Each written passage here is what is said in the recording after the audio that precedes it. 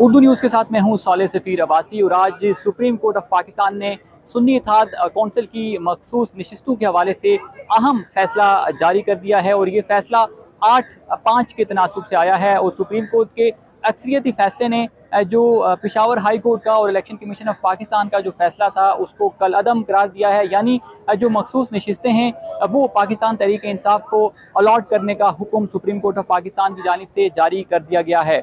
आज दिन 12 बजे सुप्रीम कोर्ट में इस अहम जो फैसला है जिसको मंगल के रोज़ महफूज किया गया था उसको आज यहाँ पर सुनाया गया। चीफ जस्टिस की सरबराही में जो 13 रुकनी बेंच था वो सुप्रीम कोर्ट के कमरा अदालत 1 में पहुंचा और चीफ जस्टिस ऑफ पाकिस्तान ने फैसला सुनाने का आगाज़ किया और उन्होंने ये इब्तिदा में बताया कि ये फैसला अक्सरियती फैसला है, 8-5 के तनासुब से है।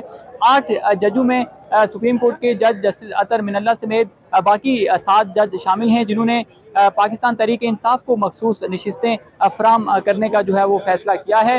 ताहम जो बाकी 4 जजेस हैं उसमें चीफ जस्टिस काजी फायद ईसा भी हैं और बाकिया 3 जज उन्होंने इस फैसले के खिलाफ जो है वो अपने जो है वो रिमार्क्स दिए हैं और इसके साथ साथ जो जस्टिस याया अफरीदी हैं उन्होंने इख्तिलाफी नोट लिखा है।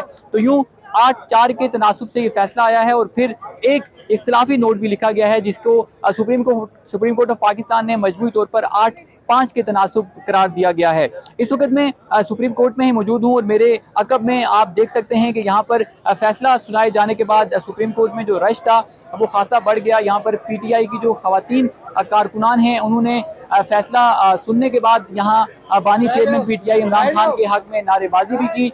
दूसरी जानिब जो PTI के वकला थे वो यहाँ पर आए। PTI की जो सीनियर लीडरशिप है वो सुप्रीम कोर्ट में पहुंची। फैसले में सुप्रीम कोर्ट की जानिब से ये कहा गया है कि पाकिस्तान तहरीक इंसाफ एक सियासी जमात थी और आज भी है। किसी भी सियासी जमात का इंतखाबी निशान अगर छिन जाए तो उसके बाद भी उसे इलेक्शन लड़ने का हक हासिल होता है। इसके साथ साथ जो फैसले में बताया गया है कि इलेक्शन कमीशन का जो फैसला था कि मखसूस नशिस्तें सुन्नी इत्तेहाद कौंसिल को फराम नहीं करनी वो गैर आइनी था, जिसको कलअदम करार देते हुए सुप्रीम कोर्ट ने इलेक्शन कमीशन को हुक्म जारी किया है कि वो जल्द मखसूस नशिस्तों के हवाले से नोटिफिकेशन जारी करे।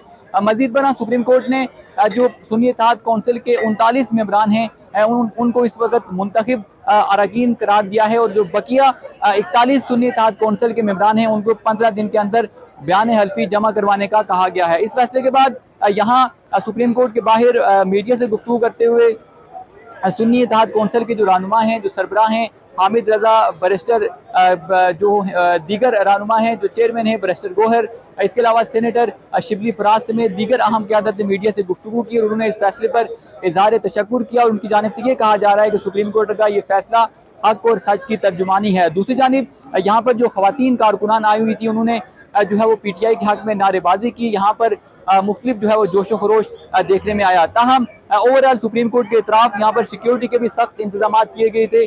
किसी गैर मुतलका शख्स को अंदर आने की इजाज़त तो नहीं थी, लेकिन इसके बावजूद हमने देखा कि यहाँ पर जो कारकुनान थे PTI के वो बड़ी तादाद में मौजूद थे।